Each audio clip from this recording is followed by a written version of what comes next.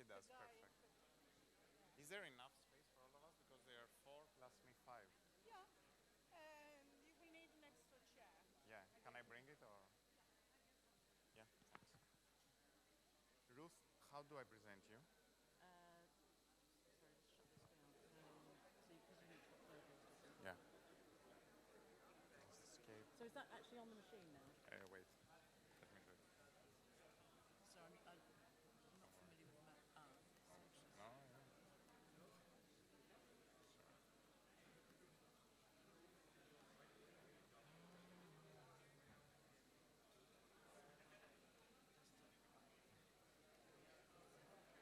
I'm sorry, but your chair is not. Yeah, no problem. So I'll take that out. Yeah. How do I present you? I'm at Loughborough University. I've been there since 1992. Social scientist? Political theorist. Political theorist. Yeah. Political theorist. No science. Don't go anywhere, George. I'm going to have to put mine on. Where's. It's gonna be. Okay, it's the shorter one. Yeah, the middle one. Yeah. And of course, I'm not going to use the whole thing.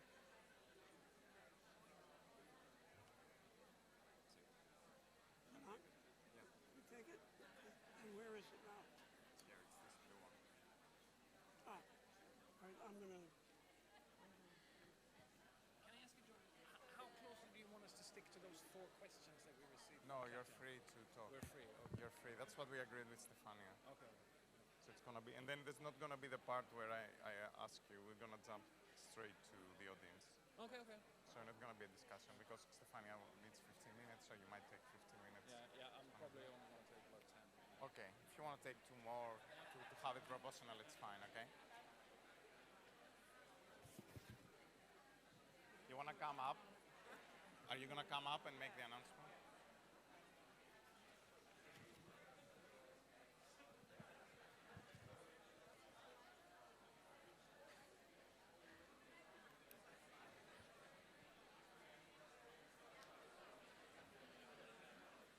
I'm not able to download. What? For some reason, the font doesn't download. Let me see. Thank Doesn't you work for well. the invitation to join us. I have to get your book, the one that you've just finished. No, it's here, Nick. It's fine. Okay, that's all right. Don't worry. Okay, I'm just going to take it down because I don't want to get in the way here. It works already. Yeah, it works at some point.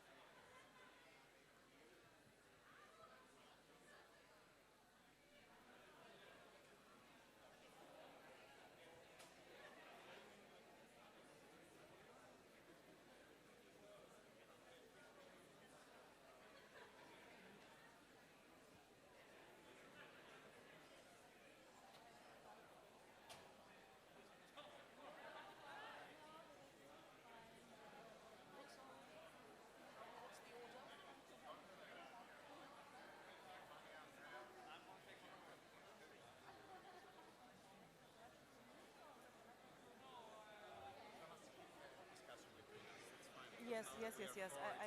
I think so. Yeah. Very nice. Yeah.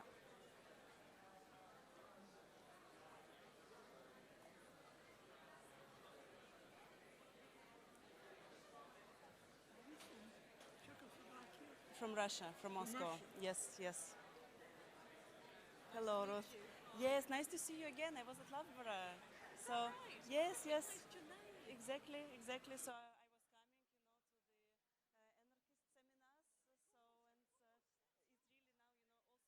to the anarchist seminars. It's really now, all sorts of connections are made. And so we had several sessions on anarchism here. And I'm working at Lund as a researcher. So it's like an extended postdoc. Precarious, but I've been here for almost 5 years now, or something like this. It's good. Yes, I like it. Yeah, and then of course, Alex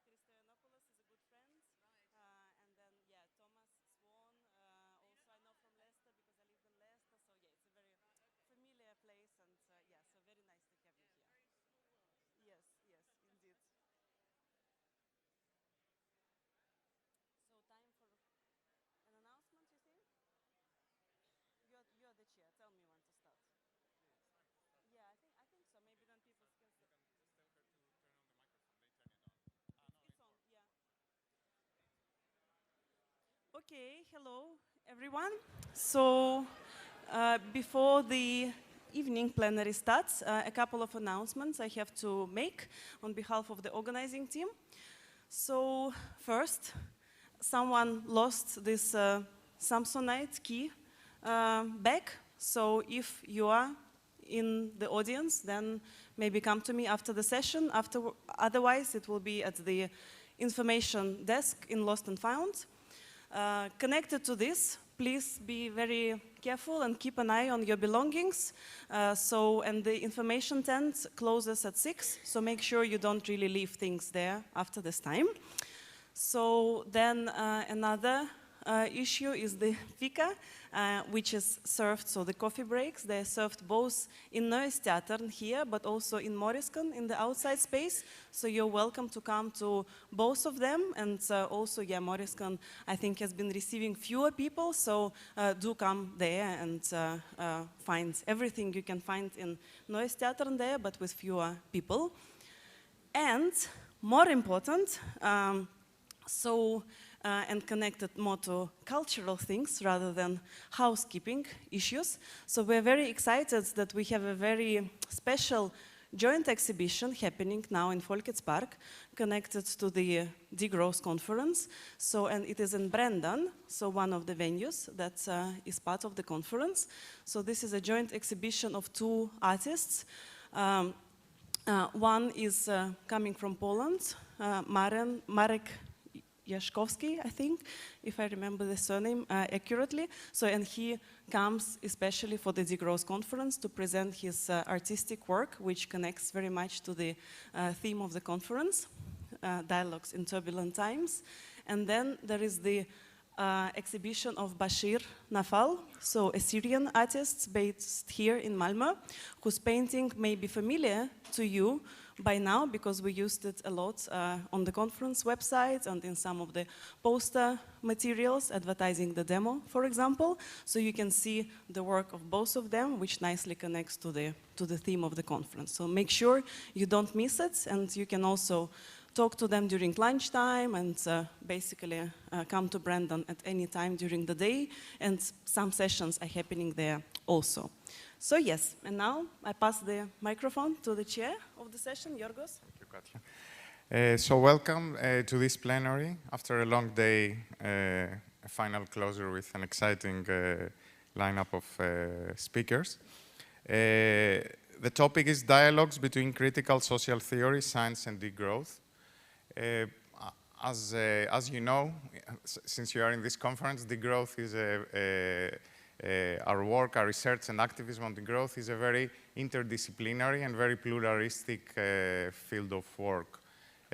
Some people, because of the term degrowth, misrepresent it or misunderstand it as something that has to do with economics, no? Because economics studies growth. But degrowth is not a economic theory, is not just a critique of economics, it's not something that's taking place within economics. But from the beginning, it has been in the confluence of many different lines of thought, from natural science, critical social science, political theorists, anthropologists, geographers, people who are interdisciplinary themselves, but also people who collaborate, in the disciplinary people collaborating among themselves. I call this interdisciplinary, so it's interdisciplinary twice now. We haven't reflected on that interdisciplinarity up to now in the previous conferences, and I think it's an excellent idea of the organizers to open up also this debate. How do we bring together, or how does each one of us in their own work, research, or even in their own activism, combine these different fields of knowledge? In particular, here we're focusing on the combination of natural science on the one hand and critical social science, because they are both necessary if we are to make sense of our current predicament. We need to understand both, for example, how the climate system is working, how the global environmental system is working, how energy systems work, but at the same time we need to understand how we work, how societies work, no? How political systems change. My name is Yorgos Kallis. I'm an ecological economist and political ecologist based at ICTA, at the Autonomous University of Barcelona. And we have today 4 excellent speakers who are going to reflect on the interdisciplinarity, or how they combine, or how they grapple with this combination of natural science and critical social science in their own work. We're going to start with Stefania Barca from the Center of Social Studies at the University of Coimbra. Stefania is an environmental historian. Then we're going to have Andreas Malm from the University of Lund, human ecologist. Ruth Kinna, a political theorist from Loughborough University. And Nicholas Ashford, working on law and the environment at MIT. So all 4 of them, I think you understand already from the short descriptions, are crossing and transcending these disciplinary boundaries that other communities are more used to. So they're gonna have each 15 minutes, and after that we're gonna open it to the audience to continue the discussion. So we start with Stefania. Thanks. I think, is it on? Yes. Thank you very much, and thanks to the organizing for putting this panel together. Let me go straight to it. I am, as Giorgo said, I'm an environmental historian. I've been practicing this field of research for the past 20 years, but in a very undisciplined way, which means using theoretical perspectives from a variety of other fields, especially political ecology and ecological economics, and more recently from the environmental humanities. But let me tell you, what is environmental history? I'm not sure how many of you are familiar with this field. There are many possible ways, of course, of defining it, but I will just point out 2 let's say, 2 things that are key to the environmental historian's work. First of all, pay attention to what happens in the web of life. We are historians, and historians normally don't do that. They don't pay attention to non-human nature. So pay attention to what happens to the soil, to the air, to the water cycle, to non-human life, from the microorganisms to big fauna. And why? Because we humans, we are enmeshed with it. And our history, so what we do and who we are, cannot be understood without considering the web of life. This approach is common to other social science disciplines, such as human ecology, for example. You will hear about it from Andreas Malm later. Second point is understanding environmental change over time. This is what we do, historians. We understand change and continuity over time. And so identifying and explaining change, but also continuity or recurrence. For example, climate fluctuations like the El Niño and La Niña phenomena, for example. No? So distinguishing what is new and unprecedented within each historical process and identifying the possible causes. Of course, this is a very reductive understanding of what environmental history is, but I think these are the 2 points that are most matter. That said, environmental historians differ profoundly as to how they make sense of this environmental change and continuity, depending on the theoretical perspective that they use. In my case, I will tell you, I have come to a perspective that I would call an ecofeminist historical materialism. Then this is a vision of environmental change as related to social struggles, but social struggles that encompass class, gender, and colonial dimensions, and also species, interspecies relations. Infraspecies relations. My point of departure is a theoretical approach that was developed in the late 80s by environmental historian and historian of science, Caroline Merchant. And this approach was called this perspective was called the ecological revolution, and incorporated both Marxist and feminist critiques of science. So in this paradigm, environmental change is produced by capitalism's ecological contradictions, between production, reproduction, and ecology. In this model, non-human nature is an actor, is not passive. Those contradictions are both generated by and generate forms of ecological consciousness, consciousness that can be hegemonic or alternative. For example, modern science. Merchant is very famous for her book, The Death of Nature, that was about the scientific revolution in the 17th century. Modern science is seen as a contested terrain, something that emerged out of struggle. For example, the witch hunt. Also, Silvia Federici's book, Caliban and the Witch, tells that's the same story. But also environmentalism as a form of scientific understanding of nature is a contested terrain. There are different ways of understanding nature that come from there. Different, I mean, from hegemonic modern science. So consciousness can be also social struggles in social movements. For example, the movements for women's emancipation and reproductive rights have changed reproductive patterns, or environmental movements have changed the way environmental costs, for example, pollution, are regulated. So consciousness is very much part of this interaction between production, reproduction, and ecology. Her study was on a regional, had a regional dimension, was about New England, and she looked at environmental change in New England starting from the 16th century until the 20th. And she identified two ecological revolutions. Both were induced by the expansion of Western capitalism into the New World, and both took place via the extermination of indigenous modes of production, reproduction, and ecologies, and of indigenous peoples themselves. So the first was the colonial ecological revolution, and this meant the end of the world for indigenous people, the collapse of their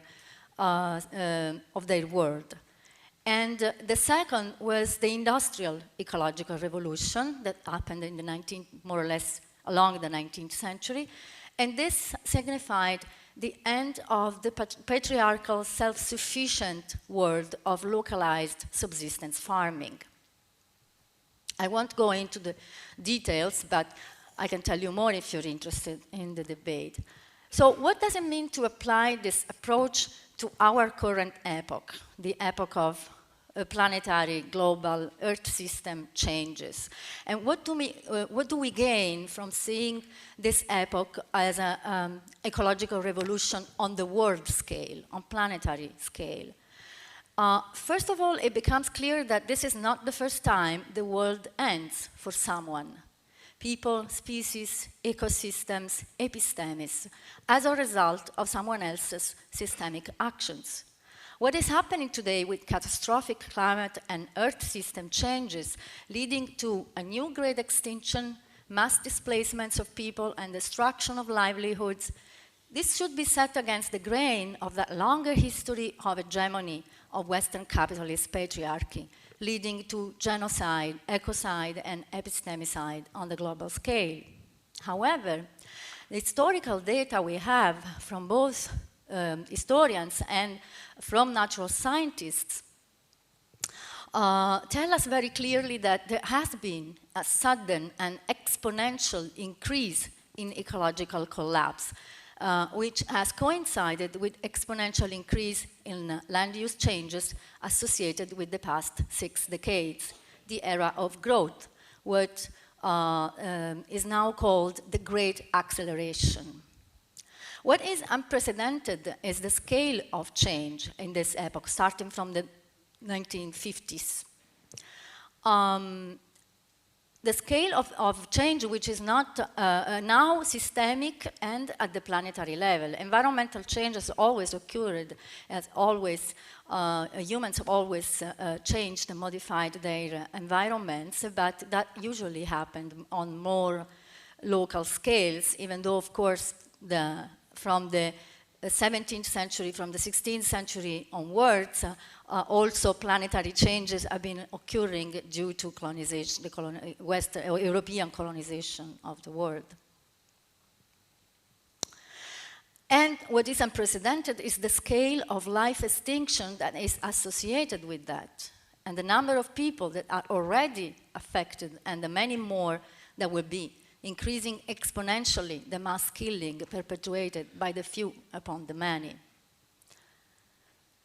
So, what happens if we look at the great acceleration as an ecological revolution? First of all, we look at production, and the data we have show us an exponential increase in global GDP and other indicators, but of course global GDP is very significant since 1950, and this was mostly linked to industrial production and globalization of trade. Then, in the past decades, there has been also the digitalization, the rise of cognitive capitalism, the financialization, and etc. So, looking at production is a very key point in understanding the ecological revolution, because all these things have to do with the use of nature, of non-human nature, because all these have a material basis, new extractive frontiers of rare earth materials, increasing demand for energy sources, etc. But the point is, the changes in commodity production associated with the era of growth have had major effects onto the web of life, including, but not limited to, human life and social reproduction. So, what happens in reproduction? The human population has skyrocketed from 2 billions to 7 billions starting from in the second half of the 20th century. And this despite hunger, widespread hunger and poverty, AIDS, etc.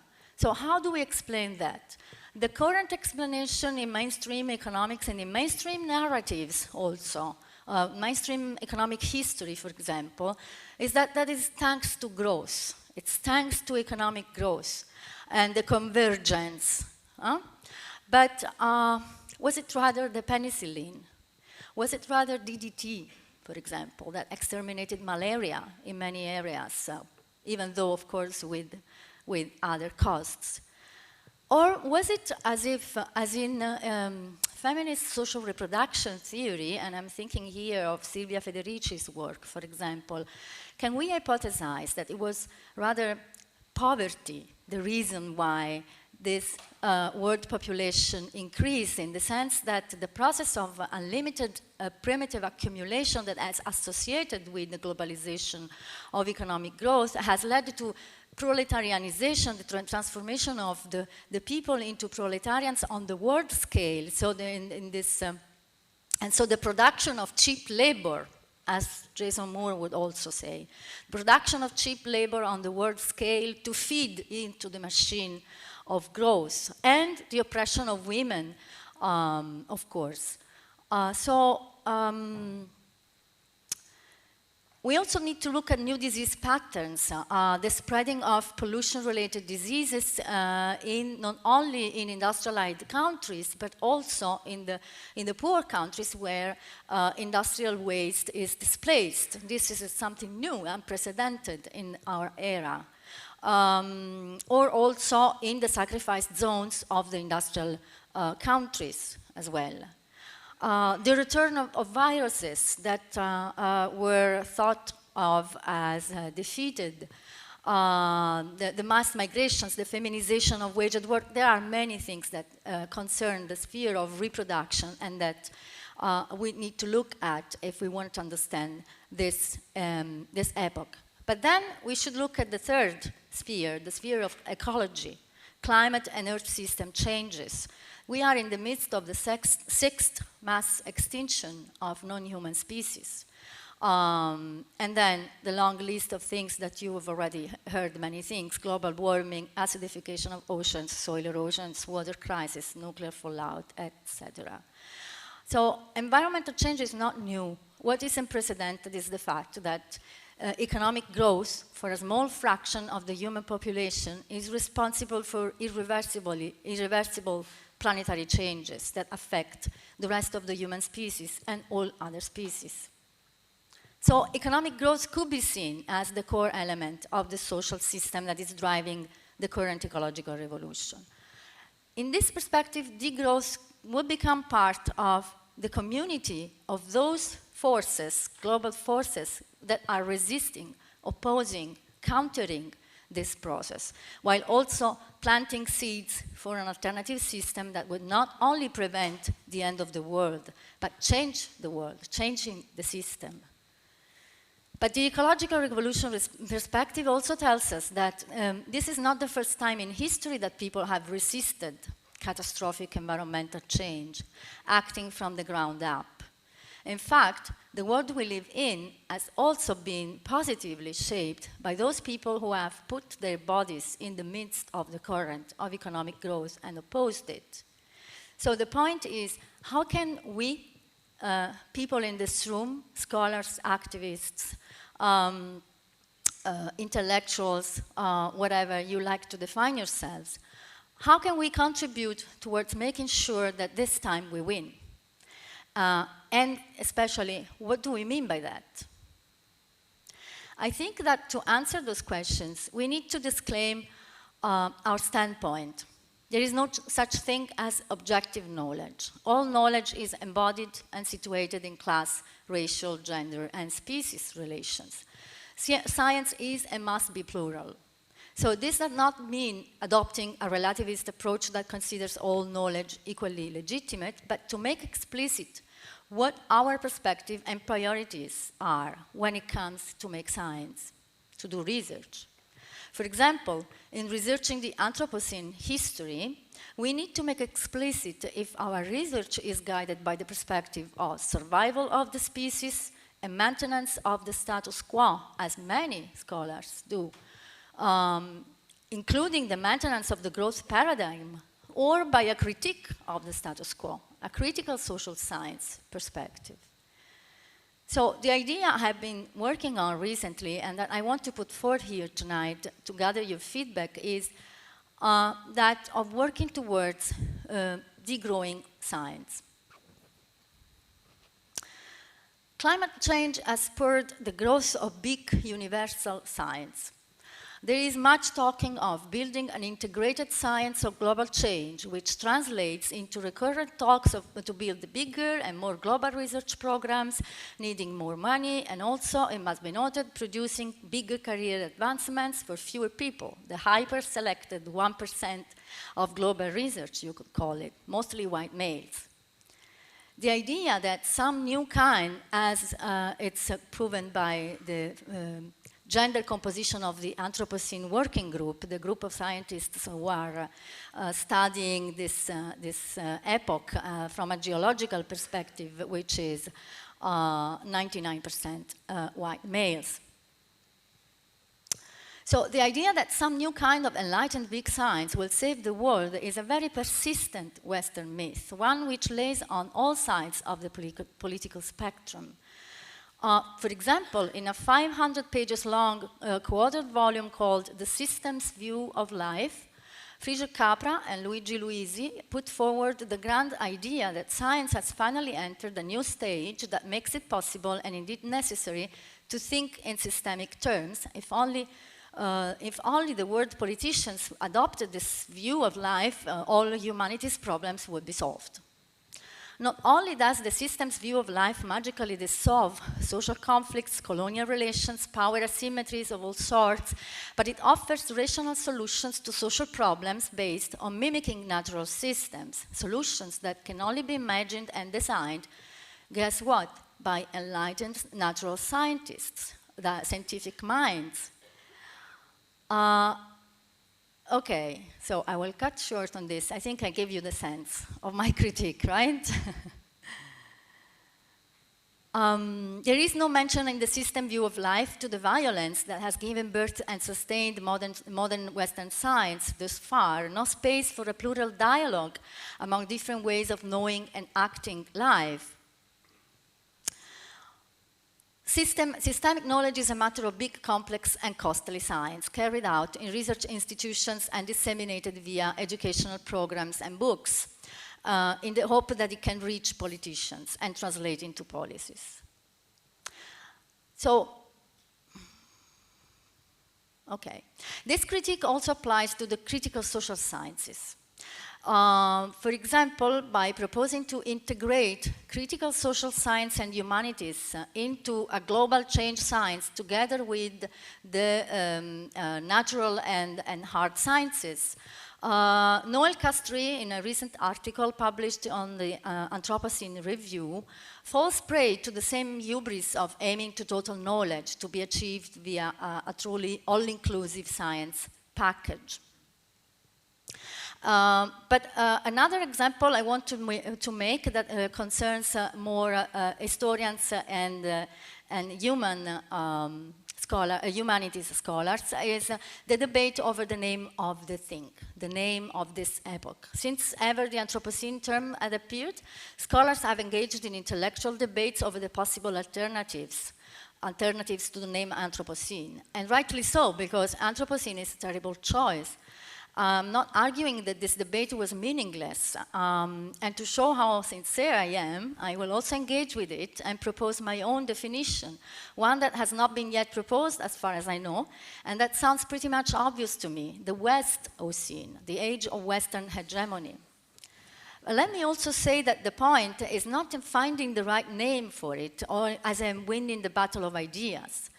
In fact, all other geological epochs have been named after material sediments found in geological strata, not after the supposed cause of epoch changing, which is an intellectual pretense indicative, to my view, of a mastering attitude towards knowledge, the aim of defining the one most important factor that explains it all.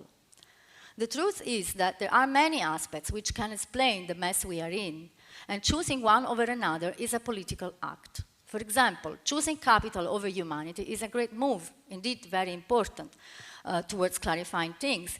But capital is definitely not the only explanation for climate change, for the simple reason that non-capitalist economies, such as the Soviet bloc, for example, have concurred in very important ways with their own race to economic growth. Even if capitalism is now commonly understood as a historical system of domination based on multiple oppressions of class, of gender, colonial, etc., naming our age the capital scene could make one think that class oppression was the only thing that matters, while other oppressions were secondary. The term growth-ocene has also been proposed by Cherkovskaya and Paulson, and should also enter the picture of what this epoch is about. Or my favorite one is the white manthropocene, proposed by Kate Raworth and Giovanna Di Ciro. So which one would you choose? How important is for us to choose? Think hard, because naming is a political act with political consequences. And I will stop here.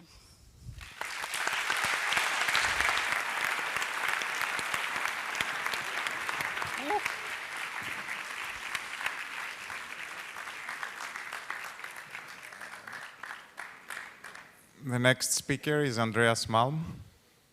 All right. This is such a great event. It's pretty amazing to see all of you here. I live just around the corner, and I'm one of those local patriots that spoke, similar to those that spoke on the first day, that use this space, Folkets Park, as a living room.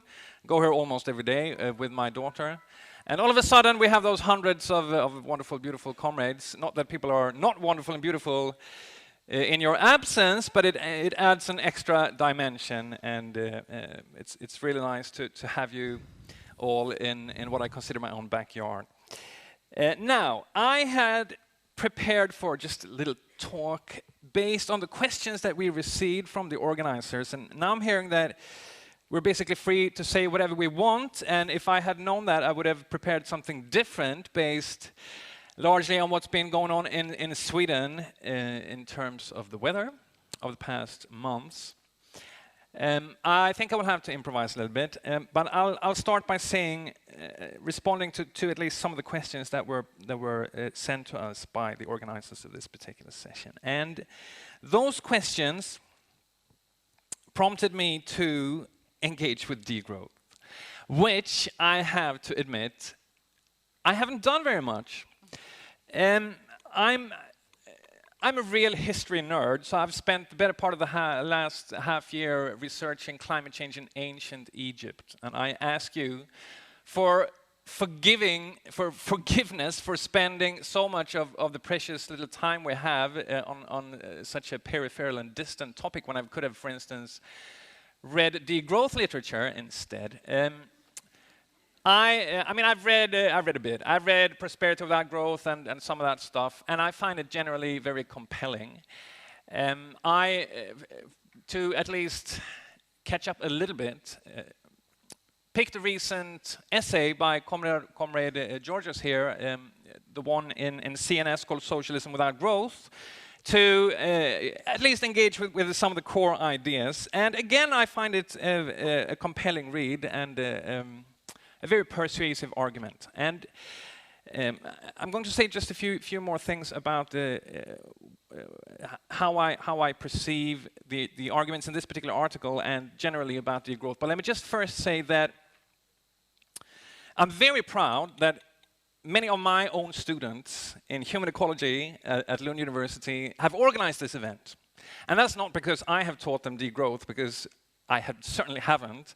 It's because they themselves have discovered and developed and been attracted to the degrowth paradigm and the degrowth movement. And I think that's indicative of the momentum that this project has developed over the past years as what is probably now the central project at the interface between academic research in the field of environmental studies and environmental activism in this part of the world. And it's quite clear to me that the degrowth movement has revived in a very important way the environmental movement and ecological thinking, I guess particularly in Europe, and that it has achieved a quite remarkable feat in rekindling the utopian imagination while at the same time stressing as its core tenet the limitations to human metabolism, in the sense that there are actual biophysical limits within which we have to live, and we have to decrease total throughput to respect those limits, but using this not to just articulate general doom and gloom, but to also prod thinking about what constitutes the good life and all of these things, and make people think again about how we can live more rewarding lives than at present within those limits. And I find that to be, as I said, very impressive.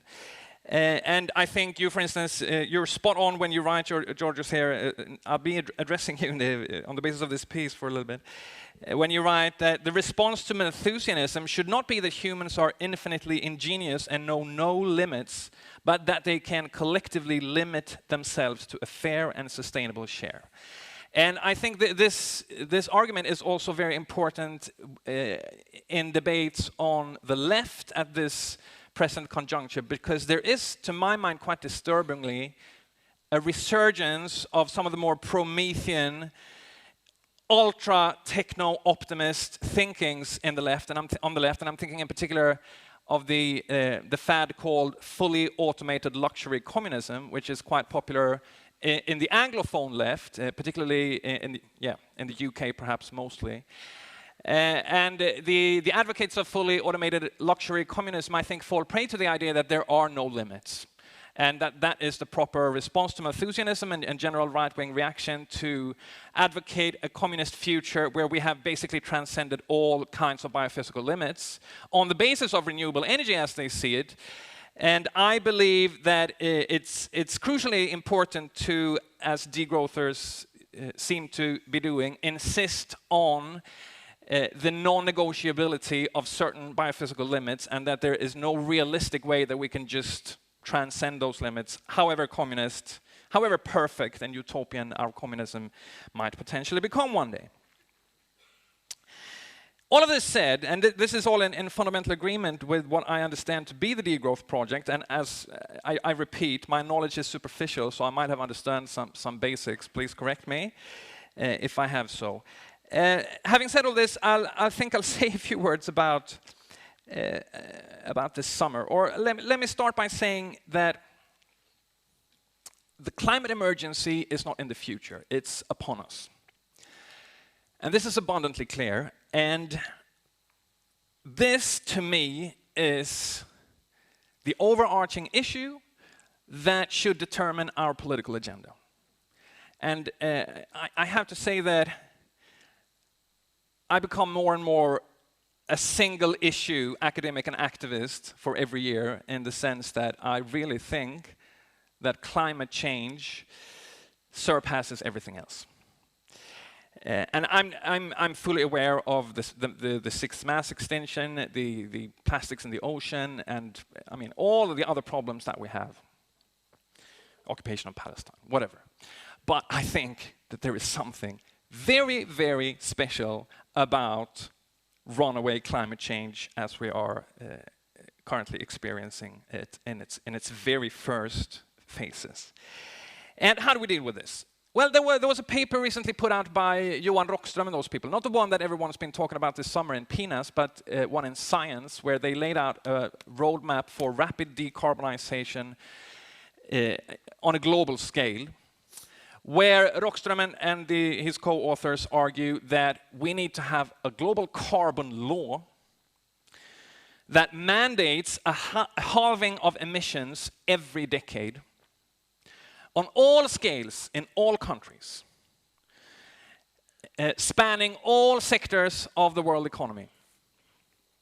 And they argue that the UNFCCC should operate as what they call a vanguard forum, that's the term they use, for designing a plan and making sure it's implemented. And I believe that if we are going to stand any chance avoiding a completely irreversible and uncontrollable climate breakdown, something along these lines is needed.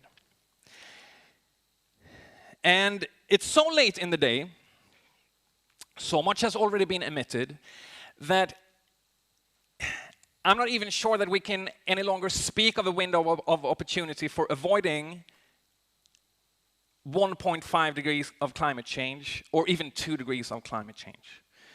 When I read the papers from the front line of climate science, I get the feeling and impression that it's exceedingly difficult to stay within those limits, because business as usual has pushed us to a point where it seems almost impossible. And this means that we need to engage with the whole discussion around geoengineering and negative emissions on a very serious basis. Now, no scheme for geoengineering, be it carbon dioxide removal or solar radiation management, can substitute for slashing emissions. And proponents, serious proponents of those schemes, know that very well.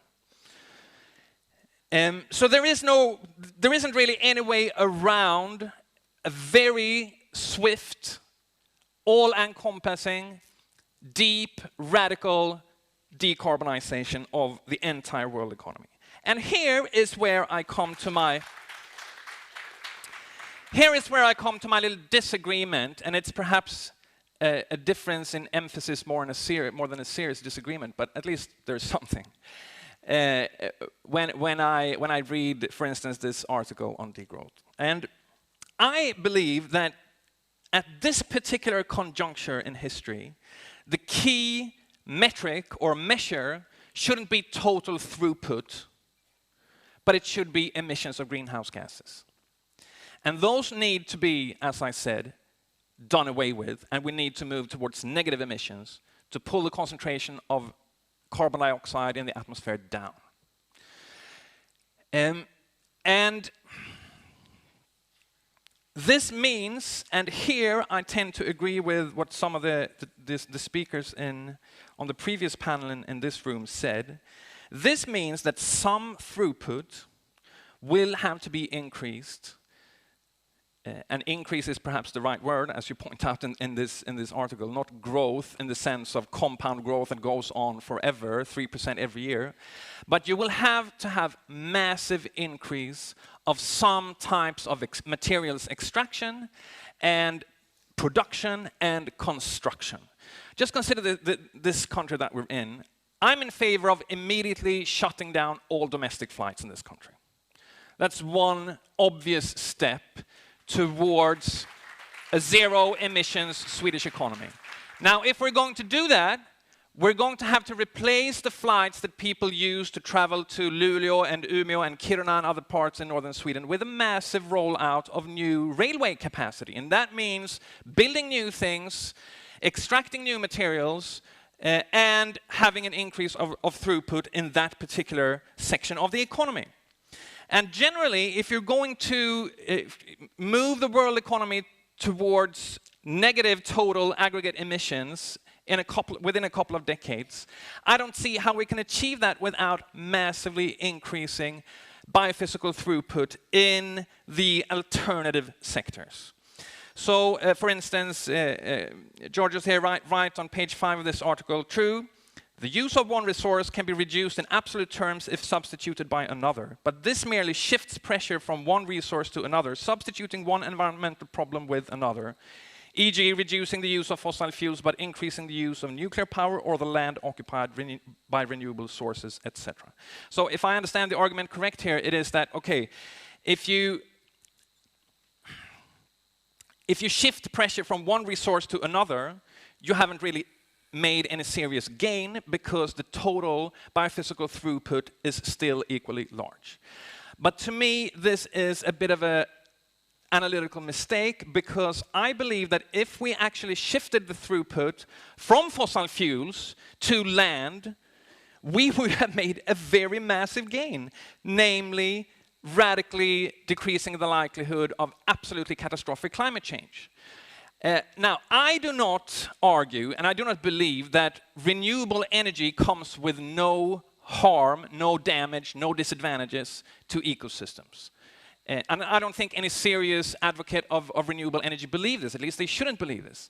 But I think there is a qualitative difference between environmental impact by fossil fuel combustion and renewable energy expansion.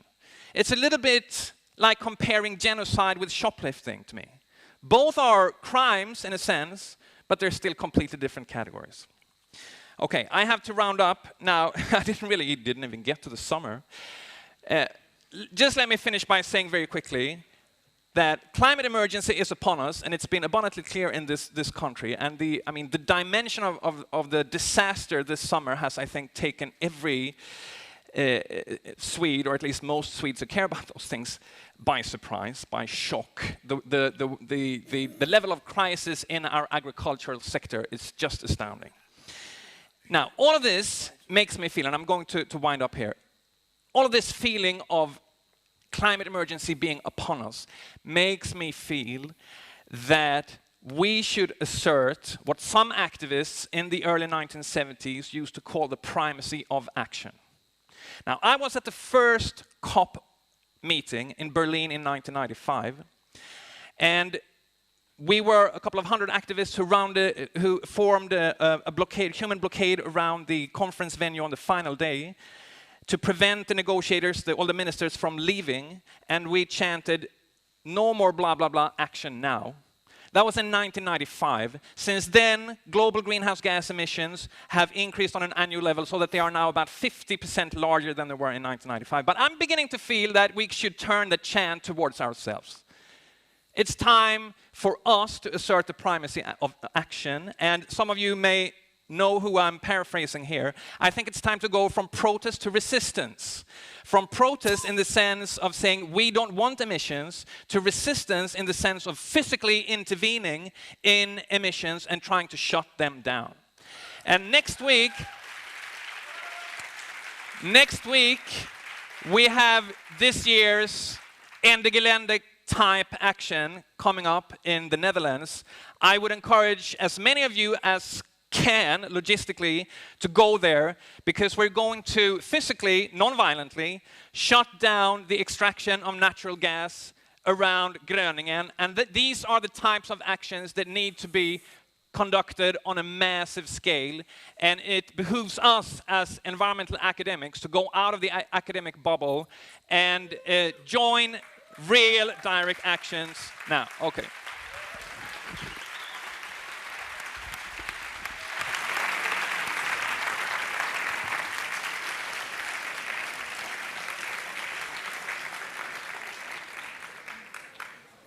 Ruth Kinna is the next speaker. I would please ask the two speakers to keep it absolutely maximum 15 minutes, because we are running out of time for discussion, which I think will be a pity given the quality of the contributions. I've got to plug something in. Yeah. Not sure what. No, you don't have to plug anything. Just turn it on. No, this has to plug in somewhere. Why? Ah, it's not there now. Don't worry. Your talk is this one. Can you hold this for me? People could move to sit in the middle, then these people who are sitting on the outside might be able to get in, because there's a lot of seats empty in the middle. Just move right on over.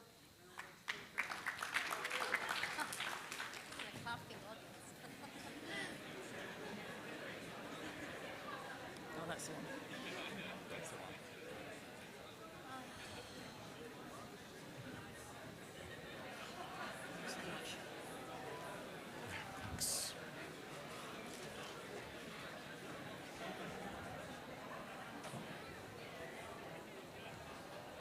It's not showing up in the screen. Ah, yeah, okay, now it's fine. Okay, please take a seat because we don't want to lose more time. Thanks. How do I get the full screen? Is it just there? Ah, fantastic. And then that moves it along? Yeah, just from here. Don't worry about that. Okay, fantastic. Please start. Okay. I'd like to thank the organisers for extending the invitation to me.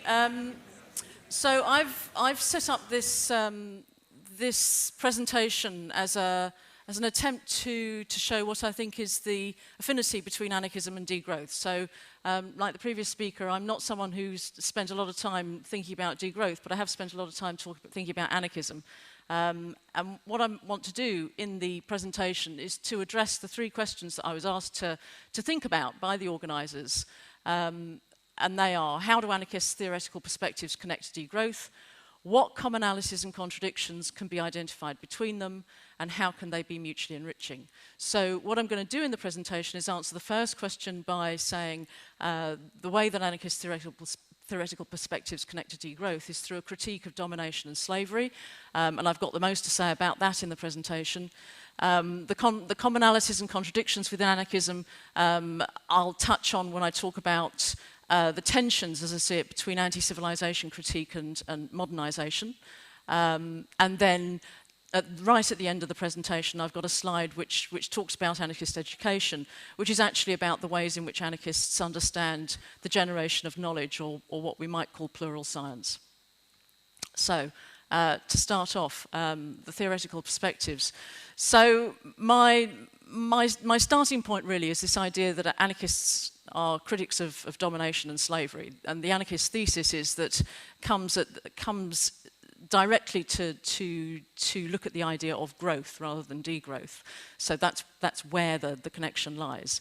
And the anarchist critique suggests that the idea of limitless growth is a function of state domination and capitalist exploitation. Well, how does this work? There are two ways in which we can understand this relationship.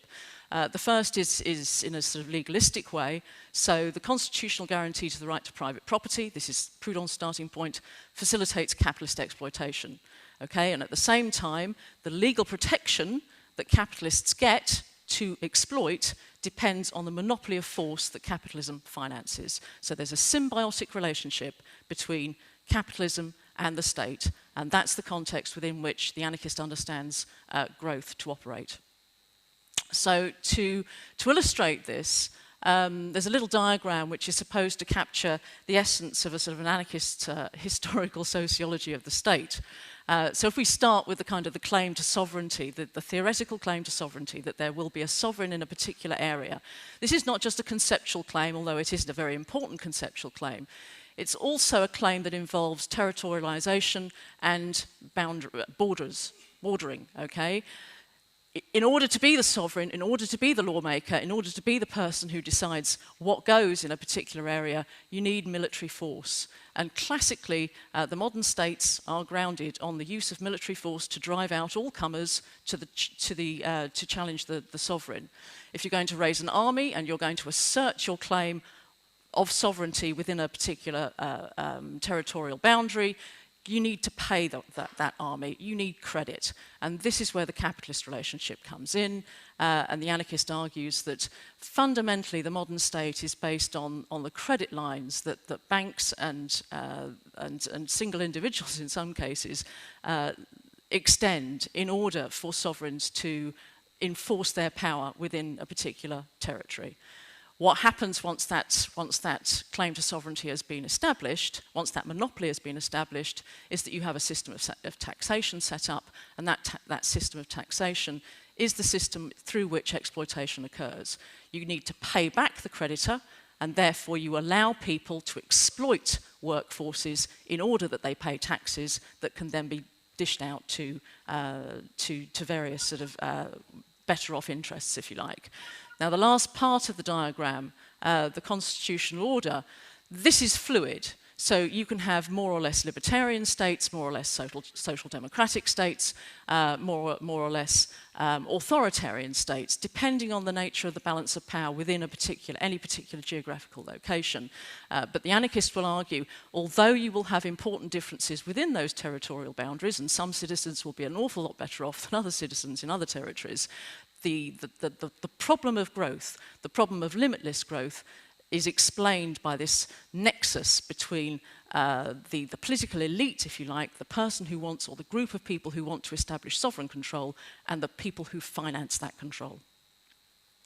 Okay, why do I think that there's a particular affinity between anarchism and degrowth? To try and demonstrate this, sorry, it's a bit of a busy slide, but to try and demonstrate this, what I've done on the left-hand side is to list three sort of standard claims of non-anarchist socialist movements. The first is that the state is a historic achievement. The second is that capitalism provides the preconditions for socialism because it provides the abundance through which we can realize distribution according to need. And that socialism can be defined, at least at a minimum, at a basic, as a principle of redistribution on the basis of need and the reduction of the working day. Okay, so in Marx's terms, you move from the realm of necessity to the realm of freedom. Okay, now the anarchist critique, because there is this sort of understanding of the way in which the state works with capital, is slightly different. The anarchist critique says the state is historically contingent. It is a system of domination. It's a system of domination that not only dominates other human beings, it dominates the whole of all of the global species. It's characterized by monopoly, it's characterized by centralization and the principle of command. There is no tipping point within capitalism where we're ever in a position where we can move from capitalism to socialism, because capitalism is incredibly flexible, it's incredibly fluid. There's no one era or one time, one moment where we can say, yeah, we've produced enough now that we can actually just feed everybody, clothe everybody, give everybody a modicum of luxury, and we can do this on the basis of a different kind of system of production. The anarchist says no, there's always going to be competition within a state system. There's always going to be a drive for profit and for growth and for reinvestment and for more growth. There will be no end to this, and capital and the state will find a way in order to perpetuate this relationship. So what do we need to do? What are the implications of this? Well, the first one is that we have to abolish the state. Well, what does that mean? It means that we have to find new ethical relationships with each other, and we have to do that by reorganizing. We have to reorganize from the bottom up, the anarchist says. We have to find ways in which we can live in more closely knit communities, where we can spend different kinds of time with each other where we can make real decisions that affect each other's lives with each other, where we can enjoy solidarity, mutuality, reciprocity. We cannot do that within the existing framework of the state. We have to change fundamentally the way in which we organise, the way in which we constitutionalise, the way in which we make decisions. In order to do that, we also have to communalise our property. We cannot have a guaranteed right to private property because for as long as we do that, we are structuring inequality and domination into our systems. And that means, as I say, not just domination of one lot of humans to another, but the domination of humans to the earth, to non-human species. So socialist transformation from the anarchist point of view is not just changing the structure of ownership or the getting rid of owners and handing over the machinery to the workers. Actually, it's changing fundamentally what you produce, how you produce, and the relationships of production, which will have a knock-on effect equally to the way in which you consume and you distribute or don't. So to give you an example of what's at stake here, or the way that anarchists have sort of called socialism, I've got a quote here from Tolstoy. This is from a book called The Slavery of Our Times. And Tolstoy is a Proudhonist. So Tolstoy is someone who argues that domination is based on three institutions: taxation, private property, and law. And he says, if we are to rid ourselves of the enslavements of these institutions, we have to recognise that actually life will change for us fundamentally. Okay, so it's a long quote, and I'm just going to pick out this last bit. He says, the supposition that when the socialist ideal is realised, everyone will be free and will at the same time have as much as his disposal everything or almost everything that is now made use of by the well-to-do classes involves an obvious self-contradiction. You cannot expect to change from capitalism to socialism and enjoy everything that capitalism offers you. It's simply a falsehood. And he says again, we have incredible comforts on the basis of the relationship of the state and capitalism. We have electric light, we have telephones, we have exhibitions, we have wonderful culture, and all of that. But he says, if the cost of producing all of this stuff is that 99% of the people should remain in slavery and perish by thousands in factories needed for the production of these articles, the motto for all truly enlightened people is not let culture be preserved though justice perish, it is let justice be done though culture perish. We have to reorder our priorities. Okay, just to finish up, a couple of minutes. One on the commonalities and contradictions. Actually, I don't think these are contradictions, I think they're tensions within anarchism. There are major debates that go on. I've been talking about sort of historical anarchism, but there are major debates within contemporary anarchism about the way in which we should try and socialise. If we're going to abolish private property, then how should we do that? And there are debates about whether we should recognise rights to a certain extent, whether we should recognise individual contributions, or whether we should just be fully communist. The one I want to concentrate on, though, or draw your attention to, is the debate between those people who call themselves anti-civilizationalists and those who have been thought of as modernisers. Okay, now the essential difference between these two groups of people, I think, is the problem they're trying to solve. Now, for people like Tolstoy and the anarchist Peter Kropotkin, who was a contemporary of his, and who also came out of Russia, and who was very familiar with hardship, rural peasant economies, and subsistence living.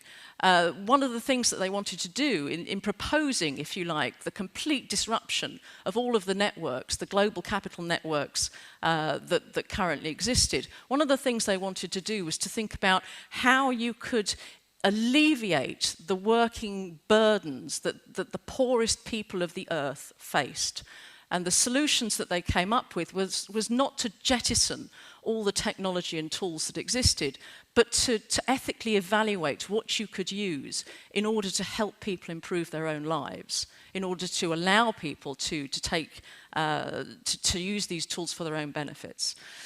Okay, now the opposite view of that, or the contrary view of that, is what's called the anti-civilization view. And that's the view that says you simply can't abstract technologies from the conditions in which they've emerged. Okay, the problem, part of the problem of growth and limitless growth is actually the technological culture in which we live. And so for contemporary anarchists, and I've got people in mind like Uri Gordon here, the idea that we can sort of adapt or cherry pick, if you like, from our existing sort of portfolio of goods is a false one. We actually have to think about, in a very serious way, as Tolstoy recommends, we have to think about demodernizing, of rejecting the kind of civilizational cultures in which, that we inhabit. Okay, now, I think, although there are significant sort of theoretical differences between these two views, I think largely there is a way in which people come together within the anarchist movement, and it's principally through the idea of reorganizing from the bottom up, hence you've got the pyramid turned upside down. And in recognizing that what anarchism wants to achieve is empowering people to decide for themselves how they want to live in concert with other people, the people in their localities. And what they're proposing in contesting limitless growth is actually a system which is much more autarkic, where we're thinking about what we can produce within the locality and limiting the amount that we have to trade, limiting the amount that we have to transport. What can we do in our localities? That might require some technological ingenuity, but fundamentally it requires people who live in these local areas to understand their environments and to be able to understand their, or to be able to share the knowledge that they have of those environments with people who live outside them. Because that way we build a knowledge bank and we build a relationship with other people who live outside of our regions, which maximizes the ways in which we can support each other and support ourselves in limiting growth, living with nature, not against it, but also in thinking about how we can alleviate for ourselves the desperate burdens that people face in simply scratching a living because of the way in which a small proportion of us on this planet live. And I think now I'm out of time.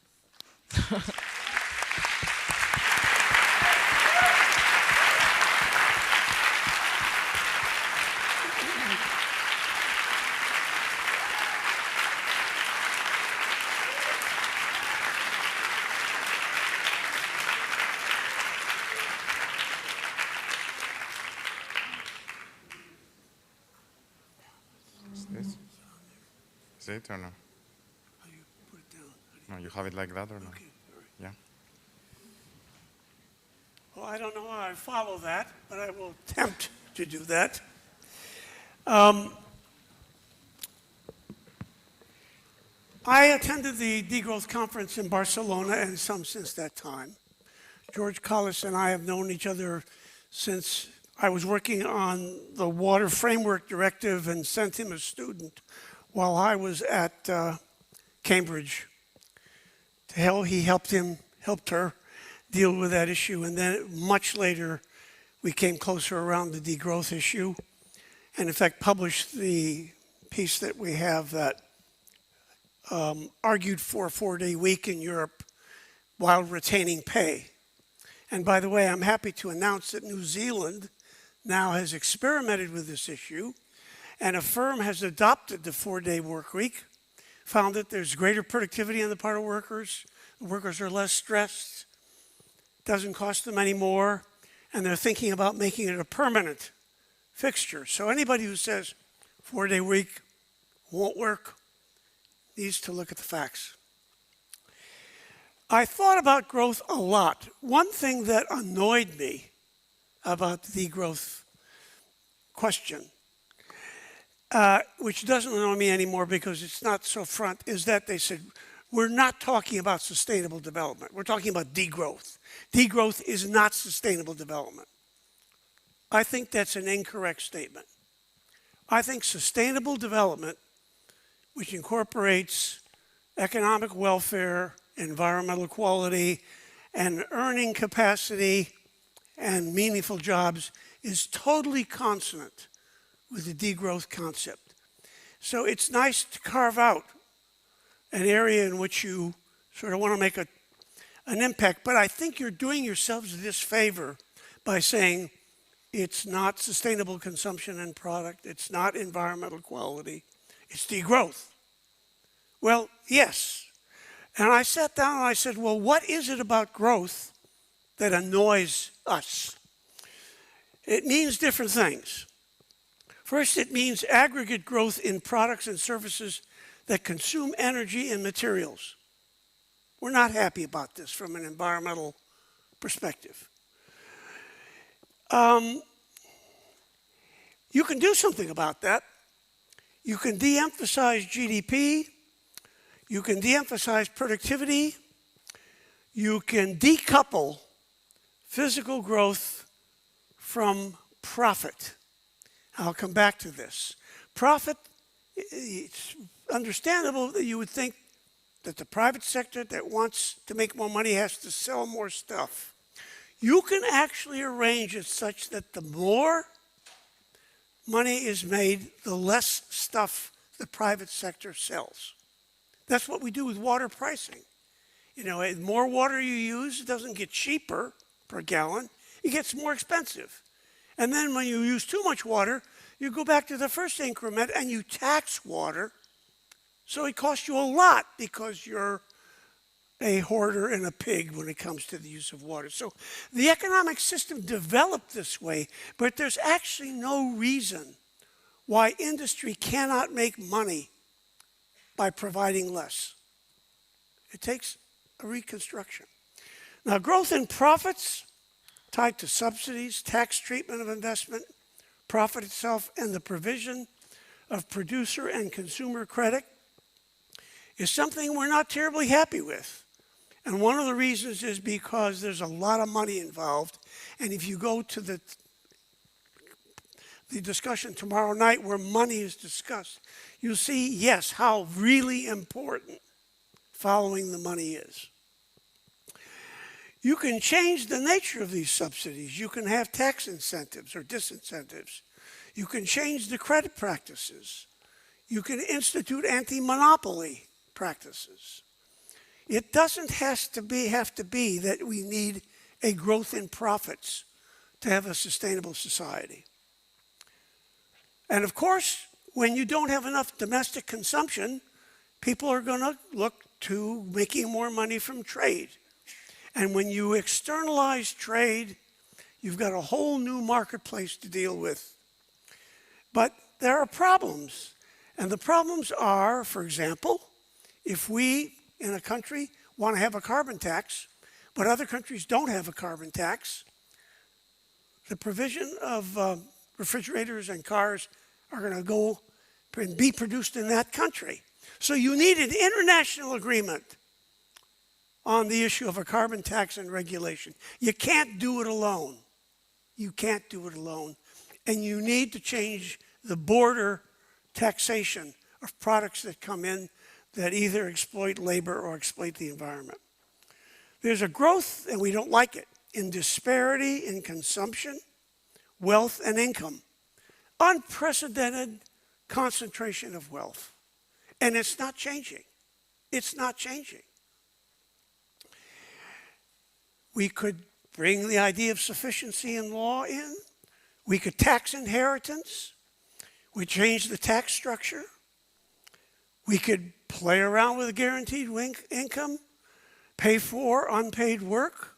There are all kinds of things that we can do to correct the maldistributions. And there is the growth in under and unemployment, which is very serious. Don't be fooled by a low unemployment rate because people have rejoined the workforce at a fraction of the wage that they formerly had it. So you have to do things like a shorter work week. But let me just say that if you have a shorter work week at the same pay, you're not going to hire any more workers. The idea came from people who were interested in environmental effects. It wasn't out of love of workers. They wanted to shorten the work week. So they said, let's have workers work 4 days a week, so other workers can be hired. That, my friends, is a transfer of wealth from paid workers to workers who were formerly not paid. That's no transfer of wealth from the rich class and from the management class. So you've got to deal with this issue of employment seriously from a technology perspective. While cultural changes, that is demand, is needed, fundamental changes, and this is my message, in law are indispensable to achieving degrowth and growth where it is needed. We need some growth. Some people need to consume more. Some people need to consume less. But you actually can't just take the consumption from the rich and let the poor consume, because you actually are going to end up in more consumption, because the poor spend a much greater percentage of their income on consumption than the rich. These changes include reforms to the financial system, the credit, wealth, and income system, as well as the control of monopoly in products, energy, and the media. And we do not have a competitive economic system. Make no mistake about it. We have an oligopoly, if not a monopoly, in the leading sectors of the society. We need to regulate environmental health and safety, which is not happening now. We need to deal with the economic treatment of investment, profit, and labor, and trade rules as well. How do we do this? Well, I don't think we do it just by attacking the economic system with all of its faults. I think law is an indispensable component of democratic governance. If it is used to foster participation and adequate representation of diverse views and interests, that is, if it's truly representative. And a democratic governance does not mean, as the economic system is moving, that winner takes all. In major sectors, MIT economists have noted that 4 firms dominate most of the leading sectors, and the share of money and profit that went to labor characteristically, which was 50%, is now 33%. Labor is not sharing in the winners take all economy. Law can and should ensure that the least advantages are made relatively better off. This is a Rawlsian concept. It's not a question of making equal slices of pie. It's making sure that those who are really at the bottom have a greater percentage of increase. This takes a social commitment. And wonder if law is used to secure and advance privilege and the concentration of wealth, income, and power, it does not fulfill democratic purposes. May I introduce the term democracy and fairness into the discussion? You have to eliminate negative and positive externalities. Not only are all the factors of production which are used do not carry the freight of the environmental and human damage, but the economy is now so volatile that the last asset that the firms are going to want to add is labor. They'll want to use energy, ICT, artificial intelligence, and the like. Now, my final 2 comments. One is that analysts like ourselves are fond of saying the following. There are just 3 questions. Why is the world unsustainable? Secondly, what does a sustainable world look like? And we all can agree on that, actually. And how do you put the carrots and sticks there so that there's punishments and rewards so the system stays sustainable? Well, guess what? There is a missing question. And the missing question is, since this seems so manifestly sensible, the question is, who's standing in the way? Now, many people have said the following at this conference, and they are not correct. We do not need more innovation to solve the energy problem. We do not need to give up on global climate change. We have the technology. It just is not in the hands of the people who are writing the political agenda. The fossil fuel industry is not going to lay over and play dead. We have the technology. There's no innovation deficit. There is simply a political will problem. And my final remarks are that while money is really important, the real currency is energy. The real currency is energy. If you look historically as the rapid rates of growth, it always came because there was cheap energy. Energy is no longer cheap. I mean, forget about the gas prices at the moment. Energy is not cheap, and it's going to get harder and harder to extract calories from a gallon of petrol or whatever. And we do not have to move into total renewables. These are barriers that seem impossible to achieve. We can do it, but what I've not heard here, I've so rarely heard the word law, rules, enforcement, government. Government. There is no other choice. Those of you that believe it's going to happen from the bottom up need to understand that the French Revolution happened once, and the French elite were not looking. They're looking now. You don't think that they will tolerate a second French Revolution, do you? Of course they will not. So we got to be smarter, my friends.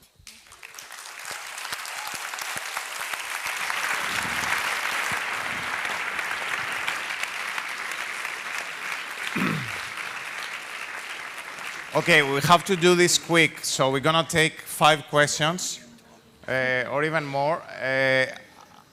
I would please, I'll try to keep a balance between different speakers. So please, when you ask a question, indicate the speaker you would like to address, all right?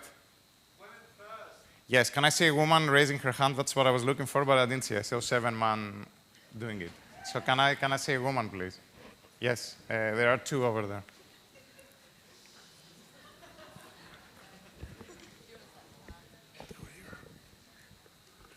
Just a question about the government. So how is the government going to solve the problem if the government is standing in the way?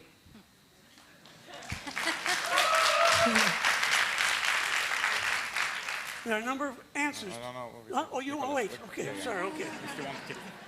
Sorry. Yeah, we're going to take This is a question to both Stefania and Andreas.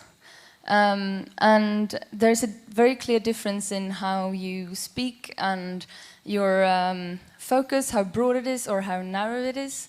And to me, there seems to be a very big contrast between your ideas about knowledge and who should act and in what ways.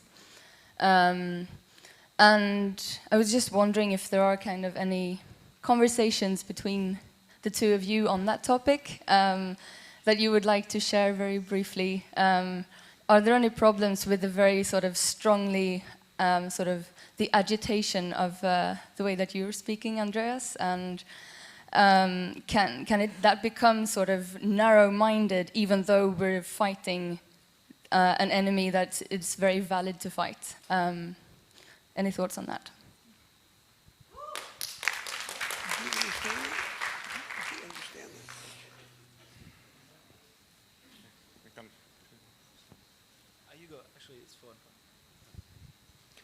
Hello, I have a question for Andreas.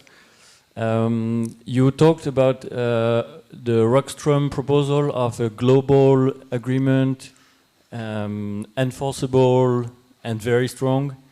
I wasn't sure if you believe this is possible or not. I think it's not gonna happen in the next 3 centuries. And like it has been tried for 25 years and we see where we are now. And any country that is powerful enough can just get away from any agreement.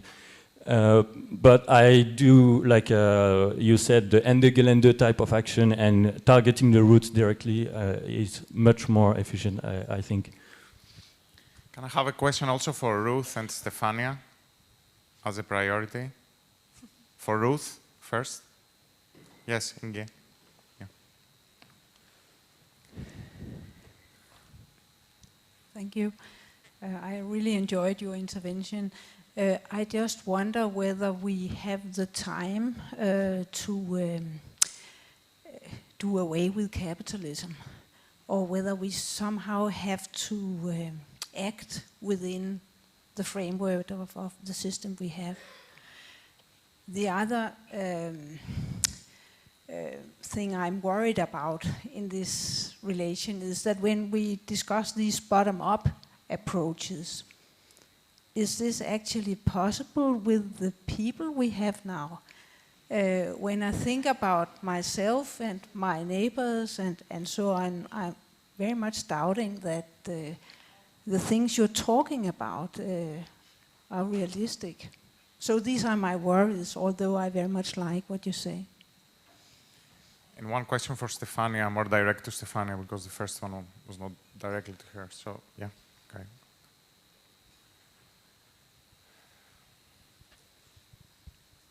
We got one question. So, am I right that Stefania is the first speaker? Okay. Yes.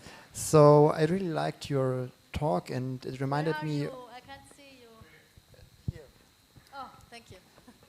It reminded me a lot of the newest report to the Club of Rome, where they also call for actually a new enlightenment or also a new philosophy for a sustainable world. And my question is, what is your conception of spirituality? Because in this Club of Rome report, they also invoke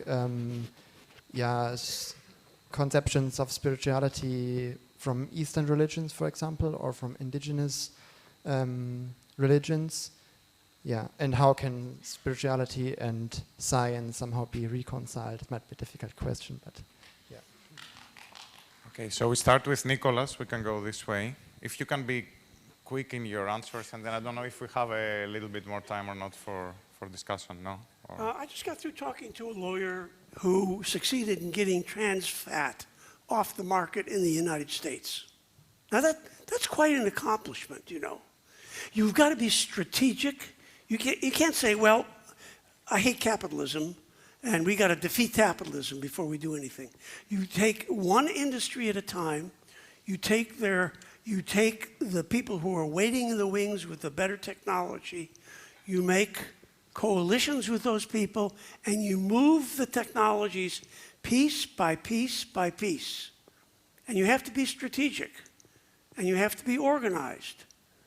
But I think it feels good to be ideologic, and it feels good to march together, but that's not where the action is. The action is in the Congress changing, in our case, the House of Representatives, changing in Europe's case, the direction that Europe is going and the direction that the EU is going. I mean, there is a guy named Varoufakis, who's the Greek ex-Minister of Finance, who's trying to change the nature of the European Parliament, because that is one of the centers of power that will change what the European Union does.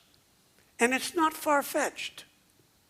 But if you're not contributing to that effort, then I don't know what you think you're doing from an effectiveness perspective. Because there are real things on the ground that are happening that you can participate in.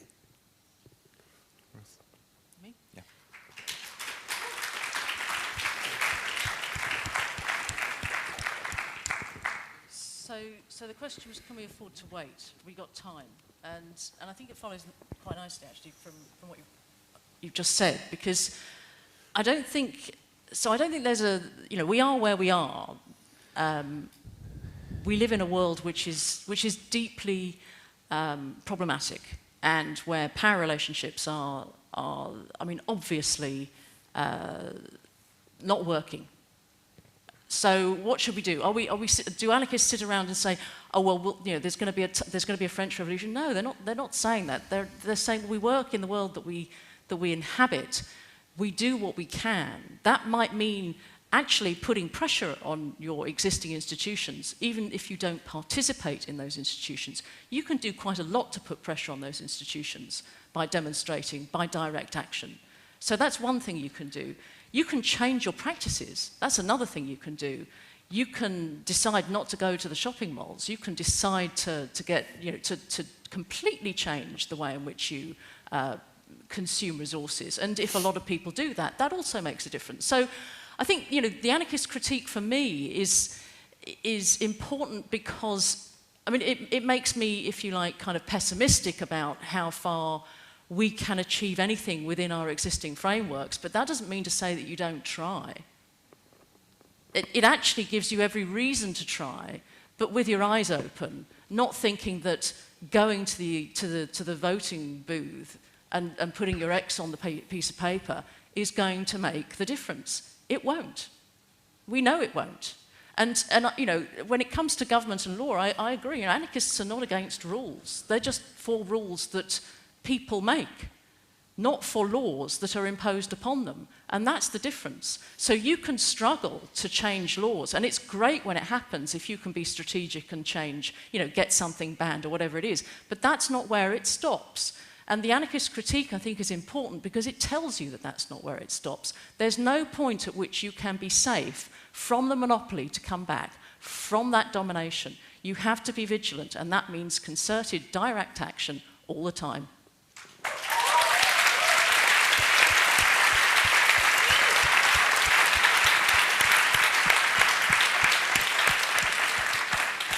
Okay, I will be very brief. Thanks for the first comment, and my answer is no. There hasn't been a conversation between Andreas and myself about this, also because I've just come up with this actually in the last few days with the occasion of this conference. So I hope, because we have been in very good terms so far, so I hope that we still are. And I was invited for supper to his place tonight, so I hope that I'm still invited so we can we talk this through. Not supper though, drinks. Yeah, drinks, sorry. That will help. And about the spirituality, I must confess I had never thought about spirituality before, so while you were speaking I went blank and I started to think, oh my God, what I'm going to say. But then when you mentioned indigenous knowledge, then yes, this is something that I have been thinking about. I think there is no, as far as I understand, there is no separation between knowledge and spirituality, and so this is very different from Western science, modern science, which has defined itself against spirituality and many other things. So yeah, I think that my proposal for degrowing science and doing some humble science is exactly this, of learning from other ways of understanding reality, not because one has to replace the others, but because we need a science that is capable of this plurality. And this is not entirely my idea. I have been very much inspired by many others. The latest one I've been reading has been Sandra Harding's, I can't remember the title, but her latest book, she speaks about the plurality of science, of modernity actually, and modern science. So this has been inspirational for me. All right, yeah. I will have difficulties being brief because there are so many things to discuss here. But I just want to say first that I realize that I run the risk of coming across as narrow-minded in my focus on climate change specifically. But I'm of course happy to intellectually, academically discuss the deep roots of climate change and the domination of nature and how it's bound up with class and gender power and all of these things. And I also realize that politically, at this moment, the struggle against climate change is bound up with a whole range of other struggles, as Naomi Klein, for instance, has consistently emphasized. And here in Europe, in particular, the struggle against climate change is bound up with the anti-fascist front, because what we're seeing in our countries is the rise and rise and rise of parties of the far right that deny climate change at this moment in time, which is so insane that you can hardly get your mind. You can hardly wrap your mind around the fact that this is happening in 2018, and that will see the Sweden Democrats, the Swedish fascists who deny climate change, might even become the largest party in the elections that we'll have in 2 weeks.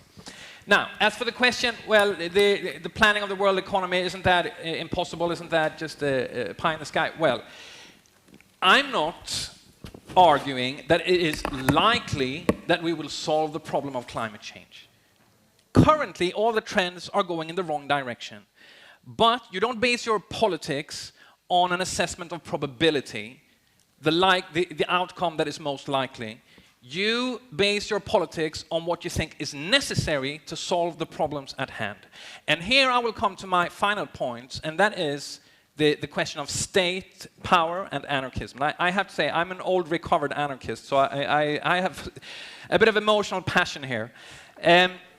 I consider my politics to be broadly compatible with degrowth, but entirely incompatible with anarchist politics. And I will be so provocative as to declare in favor not only of ecological Marxism, but of ecological Leninism. And I mean that in 3 senses of the term. First, it is the state that is going to make a difference and that is going to reduce emissions, or no one is going to do it. And I entirely agree that the government is here. It will be the crucial agent. I don't see any other possibility than state power pushing in the right direction. Second, we should prepare for war communism in the sense that we will probably have to plan things under emergency conditions. Third, politics of vanguardism, even adventurism, Blanchism, if you will be necessary, because there is no trade union consciousness to rely on when it comes to climate change, meaning that you cannot trust on the spontaneous eruption of popular consciousness about climate change. We have the past decades as evidence of that. We're going to need disciplined vanguards, and I include this kind of conference, it's also a kind of vanguard politics, obviously. We're going to need disciplined vanguards who aim for radical change, including the seizure of state power. And I could go on for a long time. Just allow me to make a couple of more points. If we don't control the state, the enemy does. The Egyptian revolution, in which I was at some point a participant observer, was infused by the anarchist ethos. We're going to change the world without taking power. Look at Egypt today. The enemy is in control of the power of the state, and therefore we have complete disaster in Egypt. Likewise, if you look at the US, the enemy has control over the state, and we're heading towards complete disaster. So it doesn't matter how powerful the climate movement is from below, how much it can stop the Keystone XL pipeline or the North Dakota Access pipeline by direct actions, if the enemy controls state power. So if you want real change, you have to seize the power of the state and turn it against fossil capital. Finally, I just have to say that the local anarchists here are plastering Möllan, I don't know how many of you read Swedish, with stickers that say, "Don't vote, never choose your oppressors." To me, frankly, that is a repugnant message, because it makes a hell of a difference if the fascists of Sverigedemokraterna are sitting in the Swedish parliament who want to repatriate, as they call it, people of foreign origins, including my own partner, for instance, and who deny climate change, or if we have the left party making headway in the elections that want to receive more migrants and to impose radical emissions cuts on the Swedish economy. That kind of anarchist propaganda is, to me, frankly, repugnant. Yeah. Okay.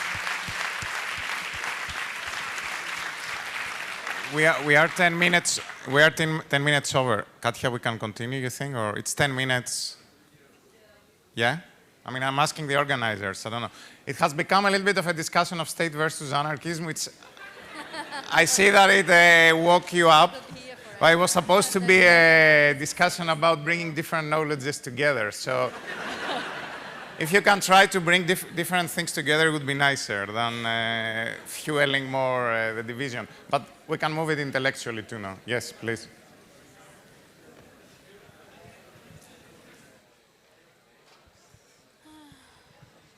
Actually, it's a question to you. And it's more like a fun question in a way, because I'm asking myself, why didn't you invite someone in between those two? Because then I can totally go with some. It's just it's not to you, like really not really to you, but you can answer it, sure. Because I can totally agree with some of the stuff you say, and I also think that governments, in a way, are important, but I think there is like something in between those two pretty far away positions, which would be a more maybe democratic socialist idea, where, for example, I think in Great Britain there's a lot of stuff happening at the moment. Corbyn right now is just talking about trains and posts and stuff. I guess that's a good strategy, not to want everything from the first moment on, but like, yeah, from time to time he maybe socialize more aspects of, or democratize more aspects of economy. So I guess there's something in between those two ideas, and it would have been really nice to hear more about that. You talked about it a little bit before.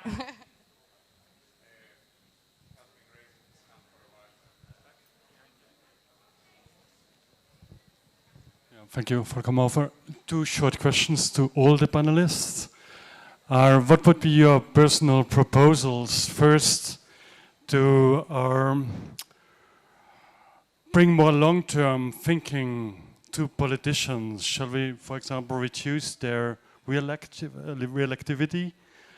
Second, what would be your personal proposals to reduce the influence of vested economic interests on politicians? What could you think about? Thank you.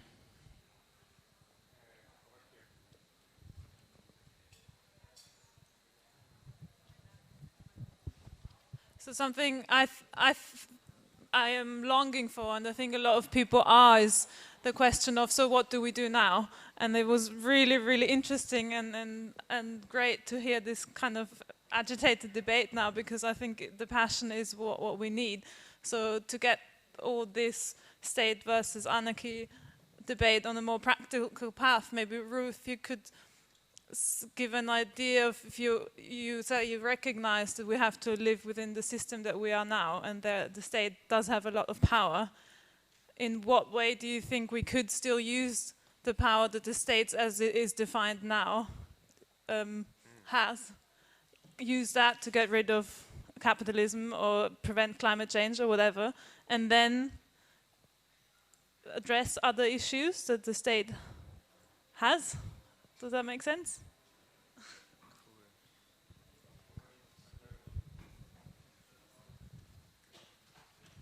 Hey. Thank you very much for organizing this really controversial panel. I think these discussions is what we need. But I have to make a little stance against Leninism here. I just can't avoid it. As you might know by now, I'm from Latin America, and we are coming out of a period where ecological movements, to a big share, had brought to power so-called progressive governments who were claiming to implement the socialism of the 21st century. The result, 10 years later, is that we contribute significantly more to climate change. We don't have any social movements anymore because they were dismantled. And socialism and the whole idea of alternative politics is discredited. And it's almost impossible to do anything, and the right is back to power. So Andreas, I would just like to challenge you what you make of this, and shouldn't we really learn from our experiences?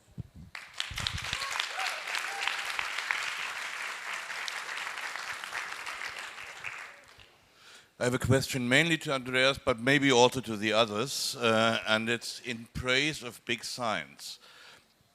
Because we know that we're going to have the next report of the IPCC pretty soon, which will announce that we're going to cross the 1.5 and 2 degree warming threshold.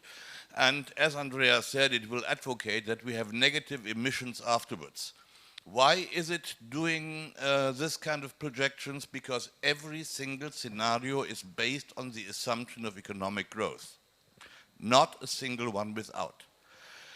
So is that the solution when we have the negative emissions? So look at the publications from the last couple of months in climate science. One says that we have at least half a dozen of tipping points between 1.5 and 2 degrees. And then we cannot go back. If you're beyond the tipping point, there is no way back. A second was from the Resilience Institute saying they analyzed the Earth system. It was never stable at plus 2 degrees, so they expect positive feedback loops to kick in, and when we get at 2 degrees, we're going to end up at 4 degrees. So that means if we do not manage now to stop the emissions in a way that we do not get across 1.5 degrees, there is no way back. So please, Andreas, forget about the negative emissions. That is not a solution. And the question to all of you, this means that we have to have by 2040 about 80 to 90% reduction of CO2 emissions in Europe. Which of your concepts is able to deliver that in the due time? Thank you. I think I'm going to apologize to the rest of you. I mean, I see many hands and many people have raised their hands before, but I think we will have to leave it here, and I'm going to ask the speakers to very quickly say a few concluding words, trying to answer to the questions or making their final point. Nicholas. I think we need to remember history. It took a long time for the Third Reich to emerge. The destruction of the parliament and all. The U.S. is not that fragile. We have a legal system, and the Obama power plan is likely to succeed. The banning of chlorophos is likely to happen against the wishes of the president. We don't have a king. There is a legal system which responds maybe slower than we want, but I wouldn't write off the global climate response that people are making. I wouldn't write it off. Any more than in the UK, I would accept the fact that there can never be another referendum. People want another referendum. Just watch and see what happens. Because if enough people are upset in the UK and enough people are upset in the US, we don't have that much control of government as a whole in the hands of one person or one party. So there were a lot of questions thrown out there. I mean, the last question, which how does my concept help solve climate destruction? It doesn't. You can't ask a political theorist to come up with the answer. It doesn't work like that. All you can ask the political theorist to do is to think about how you might understand the problem that we're in, and then think about the strategies that you might adopt. But can I resolve it? Can the anarchists resolve it? No, of course not. I mean, no one can resolve it in that sense, I don't think. I don't think theory works like that. I just don't think that's what theory does. So the other question, which was, we kind of moved from strategy to tactics to the big plan for having the enlightened vanguard take control of the state and use it for the good. We have no history that tells us that outcome works. None.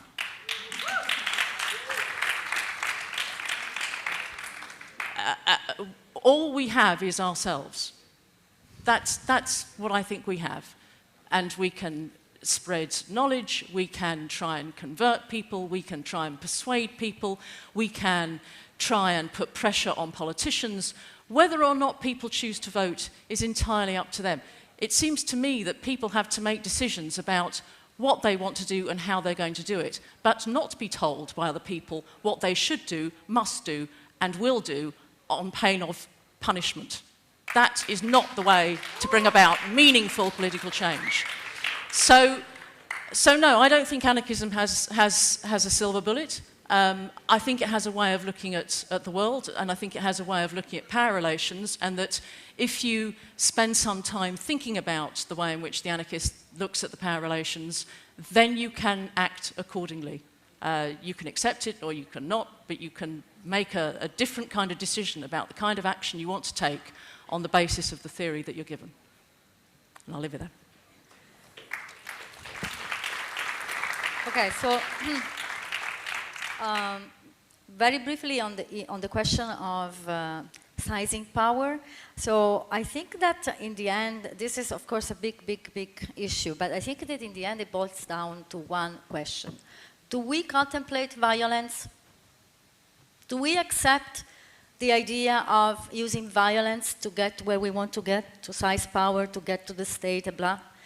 Because if the answer is not, then what? I think that what the only thing that we can do is putting our bodies and our minds in the struggle. And our bodies means resisting, opposing, building alternatives, organizing, getting organized. And our minds means thinking of the alternatives, talking to people, also making different kinds of science and knowledge. And second thing I wanted to say on big science, I don't want to become the less popular speaker in the history of academia by saying that I'm advocating for less research funding, okay? That was not my point. Of course, we do need data, and the data I was talking about, I was using in my own speech about the great acceleration and the data we have, that is very important. My critique was on the pretense of creating a big universal science, putting together all forms of knowledge in one comprehensive system, modeling of, because we should accept the idea that we cannot know everything. And we need to politicize science. That's what we need. To have more controversy, to have... Okay, I'm done.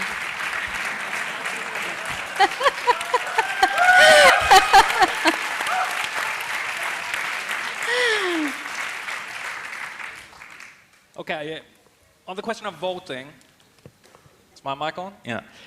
I don't know who in Sweden is trying to force anyone to vote on the pain of punishment, but I do know of anarchists who are seriously agitating for the view that it doesn't matter if fascists or socialists control the Swedish state. As for Latin America, my understanding is that the pink tide, the left parties that seized power in Bolivia, in Ecuador, in Brazil, in Venezuela, banked on high commodity prices as the key resource for redistributing resources to the poorer sections of their populations. And that worked for a time when Chinese growth and a particular kind of expansion of world capitalism early in the century drove commodity prices very high. Once they started to fall and even plunged, as in the oil sector, you got very serious crises for these models of what is clearly not revolutionary socialism, but rather something like social democracy. So, I mean, the shortcomings of the pink tide are more, I would say, on account of the reformism and the limitations of that project than of any kind of you know, Leninist excesses. If you'd like to pick on that, you could find other historical examples, but perhaps not Latin America. Yeah, I'm not an expert in Latin America. I'm just sharing my understanding. Yeah, that's fine. As for the country of Brazil, I think it's quite clear that now that the right has seized state power, you see a total disaster, including on the environmental front with, you know, unrestricted deforestation and things like that, that would not have happened had the PT stayed in power. I hope. It's been getting very significantly worse after the PT lost power. Very significantly worse. Now, I think that the tradition that we need to go back to is the one that has discussed the need for a dialectic between movements from below mass mobilization, direct action, and state power. So I'm thinking of the whole tradition of oppositional communism from the left opposition, from Kollontai and Rosa Luxemburg up to recent critics in Latin America, for instance, to the left of the governments.